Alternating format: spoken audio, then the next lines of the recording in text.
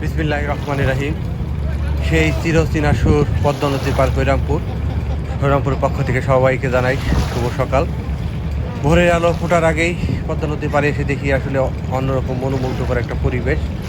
পদ্মার সেই প্রবল বাতাস এবং ঢেউয়ের মাঝে সেই নৌকা দোল খাচ্ছে এবং হালকা মৃদু মৃদু বাতাসে সেই ঢের আচ্ছানি নদীর কিনারায় এসে পড়ছে। দেখতে আসলে চমৎকার পরিবেশটা, মেঘলা আকাশ, এনভায়রনমেন্ট অত্যন্ত চমৎকার।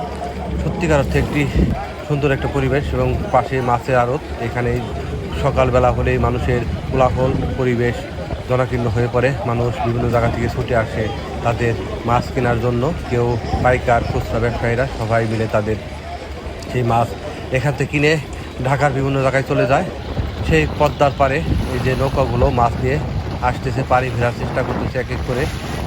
সমস্ত আজকের আবহাওয়াটাই যেন অন্যরকম একটা পরিবেশ। সকালের সেই চীনা অত্যন্ত সুন্দর একটা পরিবেশ, মেঘলা আকাশ, ভোরের আলো ফোটার আগেই আমি নদীর পাড়ে এসেছিলাম। এসে দেখি আসলে সত্যিকার অর্থে একটি মনোমুগ্ধকর পরিবেশ, যা নাকি আমাদেরকে এই শহরের কোলাহল ছেড়ে গ্রামের পরিবেশে অত্যন্ত, যারা নাকি শহরে কোলাহল ইট পাথরের সেই পরিবেশে বড় হয়েছেন, তারা গ্রামে চলে আসুন, সৌন্দর্য উপভোগ করুন।